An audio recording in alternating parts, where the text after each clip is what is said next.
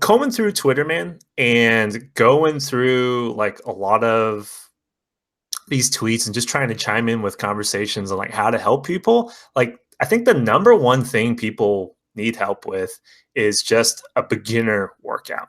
Now, if we take on clients, we really structure everything and like we have that communication flow to like fill in all the details. But I thought that maybe in like a video we could do like two or three pretty simple, hard to mess up beginner workouts. Like, what would you recommend for that? So I've already tweeted this, but I'm going to count this as like one. Like, for people who are short on time, they don't have like a lot of opportunity to like learn a lot of the intricate moves. I say learn the kettlebell swing and then incorporate that with Tabata timing.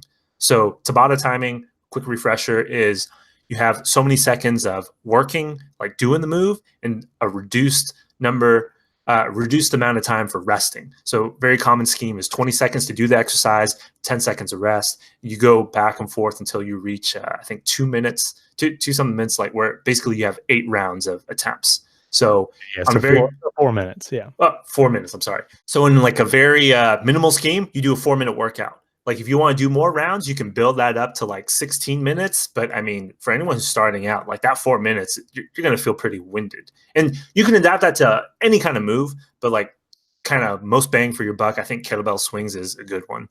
Like, so if we're talking like beginner, I'll always go to like what I think every beginner should be able to do. And that's like get up out of a chair.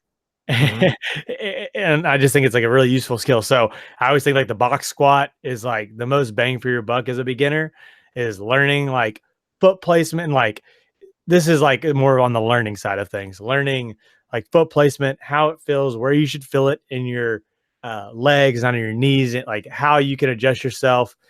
The great part of the box squat is it gives you a fixed height to hit every time. So there's not a whole lot of guesswork if you're doing it right or doing it far enough down. You set up to where you can get to wherever your current fitness level is. And then you set your number of sets and reps and you do those. And then as you get more and more comfortable, you can do a few different things. You can change the height of the apparatus you're going to, so you can lower a box, which is also great. Increase range of motion, more muscles that get to work, which is always leads to bigger and better things. Or you can add reps, add a weight to it. When you start getting to the point where you're able to do a box squat with some weight, it becomes very hard to find chairs or situations that you can't get up out of your seat, having to throw yourself up to get out of the seat. So I think if I'm talking an exercise that I generally have everyone do in some form or fashion, depending on where their fitness level is, some kind of box squat is a cool starting place that has a lot of variety that can kind of come out from it. So that would be my like starter go-to exercise right there.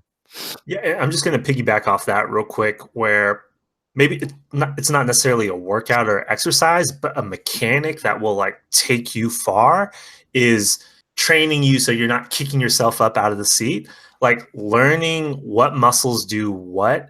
Like, I'm not saying study like anatomy book, but just being more aware and conscious of like the movements that you do. So it's a deliberate and like conscious movement instead of just throwing momentum around. Because once you're along with your training, like you'll hear cues like, hey, don't use momentum to kick up like the barbell if you're doing curls, because then your biceps not really engaged with that, or very repeated for lots of other lifts.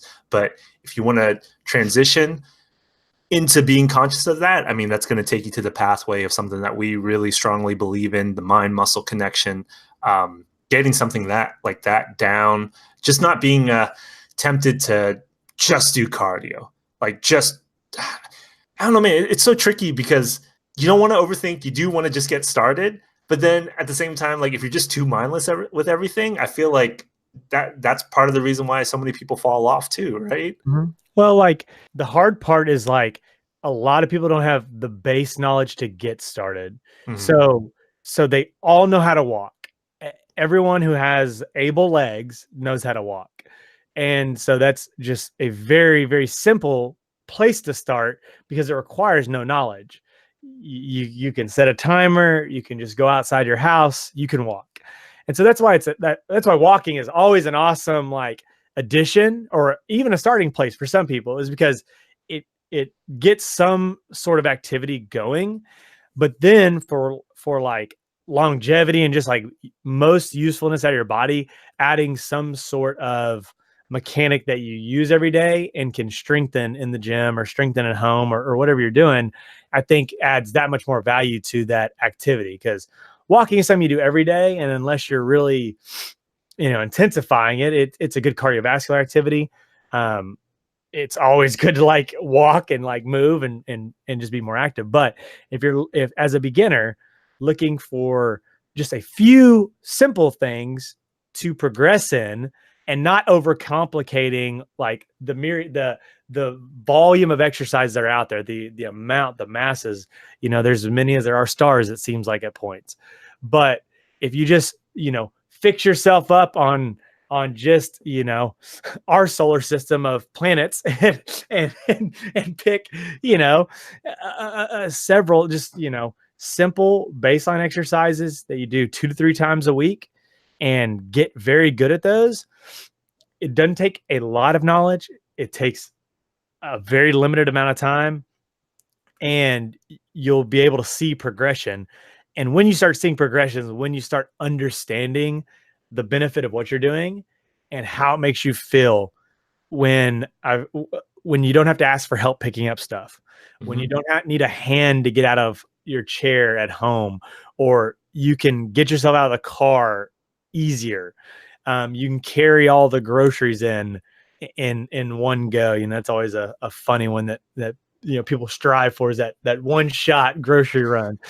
Give you the ability to, and then you start stepping up to your next like adventures and stuff. When you travel, you're not lagging behind because you're tired all the time, or you're afraid of a situation you might have to put your body into, Mhm. hiking, or just being out and about.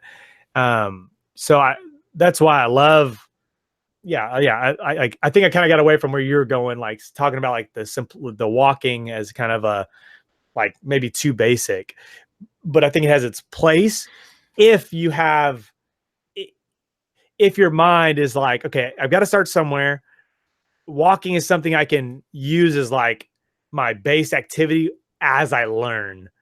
Uh, It all ties together yeah. because even if it might feel really basic, to me, one of the number one things people say when they feel like they're out of shape, like how much the stairs win them, you Mhm. know? Yeah. So even if they think it's too basic, I think everybody still understands like the fundamental like importance of, being able to go a couple flights of stairs.